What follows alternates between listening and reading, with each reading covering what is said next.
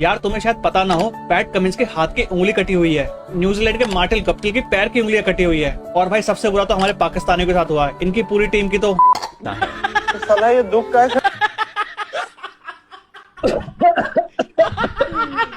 कल मुझे एक स्टोरी में टैग करके एक पर्सन ने क्वेश्चन पूछा कि अगर गैलीलियो ने 1608 में टेलीस्कोप को इन्वेंट किया था तो इंडियंस को नवग्रह के बारे में कैसे पता था।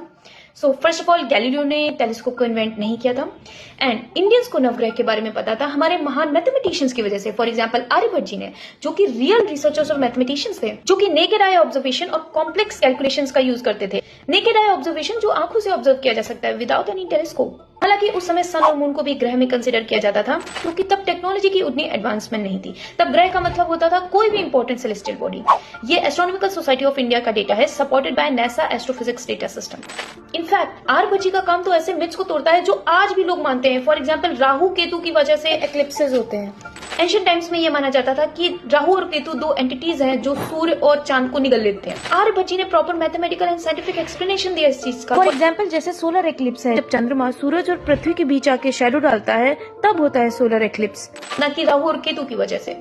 प्राचीन भारत में एस्ट्रोनॉमी शुरू में कैलेंडर बेस्ड थी, जो कि वैदिक और षडांग ज्योतिष पर आधारित थी, पर सिद्धांतिक युग आया जिसमें मैथमेटिकल एस्ट्रोनॉमी का विकास हुआ। आर्यभट्ट जी ने अपने काम आर्यभट्टिया में ऑब्जर्वेशंस और कैलकुलेशंस के माध्यम से रियल साइंस को इंट्रोड्यूस किया। आर्यभट्ट जी भी रट्टी रटाई बातों में मान रहे होते तो इंडियन साइंस वहीं रुक गई होती और हम यही मान रहे होते कि राहु और केतु की वजह से एलिप्सिस हो रहे हैं। सो साइंस तभी आगे बढ़ती है जब ऑब्जर्वेशन एंड रिसर्च पर फोकस किया जाता है, अपने ब्लाइंड बिलीव्स को क्वेश्चन किया जाता है, जैसा कि आर्यभट्ट जी ने किया। भाई आज़ादी के टाइम पे इतनी टेक्नोलॉजी होती तो कितना सही होता। अगर आज़ादी के टाइम पे इतनी टेक्नोलॉजी होती ना तो हमने हर मूवमेंट देखा होता भाई आज़ादी का। हर जगह कैमरे होते और ना गांधी जी थोड़े ज्यादा वायरल होते इनकॉग्निटो मोड पे। देख रहे हो भाई, इस फोटो में पब्लिक ट्रांसपोर्ट के फायदे बताए जा रहे हैं।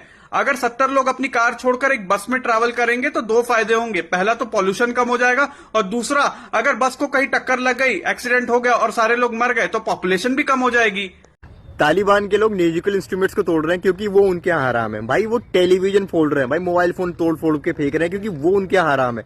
और सेम हरकत करके वो मोबाइल फोन से रिकॉर्ड कर रहे हैं, प्लस सोशल मीडिया पे गिर रहे हैं लोगों को बताने के लिए कि ये चीजें हराम है। मतलब वो ये वाली बात हो गई कि मेरे हाथ में सिगरेट है और मैं बोल रहा हूँ कि भाई सिगरेट मत पिया कर, फेफड़े खराब होते हैं। अबे कौन सी गुफा से निकले हो तुम बाहर, वैंचो।